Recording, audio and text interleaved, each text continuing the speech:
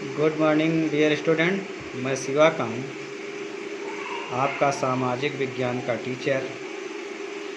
Modern public virtual online class में आपका स्वागत करता हूँ। प्लीज़ इस चैनल को सब्सक्राइब करें और अधिक से अधिक शेयर करें। आज बच्चों हम पाठ 2 के अंतर्गत अर्थव्यवस्था और समाज के बारे में पढ़ेंगे। 20वीं सदी की शुरुआत में रूस की आबादी का एक बहुत बड़ा हिस्सा खेती बाड़ी से जुड़ा हुआ था। रूसी साम्राज्य को लगभग 85% जनता आजीविका के लिए खेती पर निर्भर थी। यूरोप के किसी भी देश में खेती पर आश्रित जनता का प्रतिशत इतना नहीं था। रूसी साम्राज्य के किसान अपने ज़रूरतों के साथ साथ बाज़ार के लिए भी पैदावार करते थे। रूस अनाज का एक बहुत बड़ा निर्यातक था। यहाँ पर एक शब्द है निर्यातक। निर्यातक का मतलब होता है जो अपने देश से दूसरे देश को सामान भेजे। उद्योग बहुत कम थे। सेंट पीटर्सबर्ग और मॉस्को प्रमुख औद्योगिक इलाके थे। हालांकि ज़्यादातर उत्पादक कारीगर ही किया करते थे, लेकिन कारीगरों को वर्कशॉपों के साथ साथ बड़े बड़े कल कारखानों भी मौजूद थे। बहुत सारे कारखाने 1890 के दशक में चालू हुए थे, जब रूस के रेल नेटवर्क को फैलाया जा रहा था। उसी समय उसी उद्योगों में विदेशी निवेश, यहाँ पर एक शब्द आया विदेशी निवेश। विदेशी निवेश का मतलब बाहर के देश के लोग वहाँ आकर के फैक्ट्रियाँ लगाने लगे। इन कारकों के चलते ही सालों में रूस के कोयला उत्पादन में 2 गुना और स्टील उत्पादन में 4 गुना वृद्धि हुई।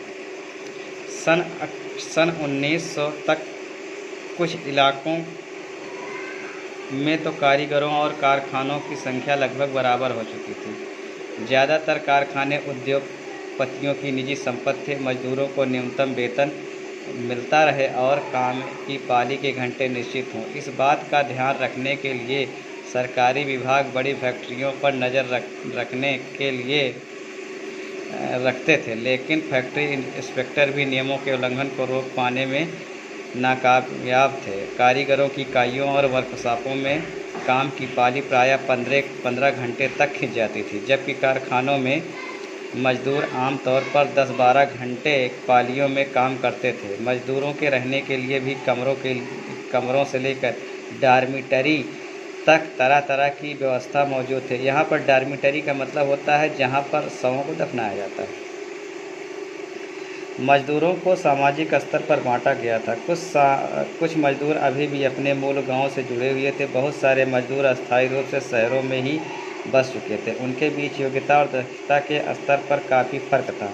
सेंट पीटर्सबर्ग के एक धातु मजदूर ने कहा, धातुकर्मी मजदूरों में खुद को साहब मानते थे। उनके काम में ज़्यादा प्रशिक्षण और निपुणता की ज़रूरत जो रहती थी। 1914 में फैक्ट्री मजदूरों में महिलाओं की संख्या 31% थी, लेकिन उन्हें पुरुषों के मुकाबले कम वेतन मिलता था। मर्दों की तनख्वाह के मुकाबले आधे से 3/4 तक, अर्थात पुरुषों को अगर 100 रुपया मिलता था तो महिलाओं को 50 रुपये या 75 रुपये मिलता था। मजदूरों के बीच मौजूद फासला उनके पहनावे और व्यवहार में भी साफ दिखाई देता था।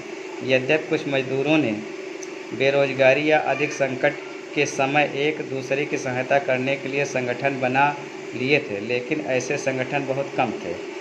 गांव देहातों की ज़्यादातर ज़मीन पर खेती की जाती थी, लेकिन विशाल संपत्तियों पर सामंतों, राजशाही और ऑर्थोडॉक्स चर्च का कब्जा था। ये क्रिश्चियन का एक समूह था।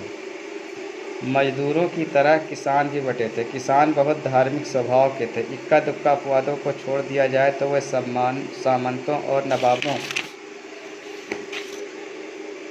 का बिल्कुल सम्मान नहीं करते थे। नवाबों और सामंतों को जो सत्ता और हैसियत मिली हुई थी वो लोकप्रियता की वजह से नहीं, बल्कि जार के प्रति उनकी निष्ठा और सेवाओं के बदले में मिली थी। यहाँ की स्थिति फ्रांस जैसी नहीं थी। मिसाल के तौर पर फ्रांसीसी क्रांति के दौरान ब्रिटेनी के किसान न केवल नवाबों का सम्मान करते थे, बल्कि उन्होंने नवाबों को बचाने के लिए बाकायदा लड़ाइयाँ भी लड़ी। इसके विपरीत रूस के किसान चाहते थे कि नवाबों की ज़मीन छीनकर किसानों के बीच बांट दी जाए। बहुधा वो लगान भी नहीं चुकाते थे। कई जगह तो जमींदारों की हत्या भी की जा चुकी थी। 1902 में दक्षिणी रूस में ऐसी घटनाएं बड़े पैमाने पर घटी। 1905 में तो पूरे रूस में ही ऐसी घटनाएं बड़े पैमाने पर घटी। 1905 में तो पूरे रूस में ही ऐसी घटनाएं घटने लगी। रूसी किसान यूरोप में बाकी किसानों के मुकाबले एक और लिहाज से भी भिन्न थे। यहाँ के किसान समय समय पर सारी ज़मीन को अपने कम्प्यून मीर को सौंप देते थे और कम्प्यून ही प्रत्येक परिवार की ज़रूरत के हिसाब से किसानों को ज़मीन बांटता था। अब आप लोग जो न समझ में आए कमेंट्स बॉक्स में लिखना, उसका उत्तर मैं वहीं बताऊंगा, उसका मतलब मैं वहीं बताऊंगा। Thank you.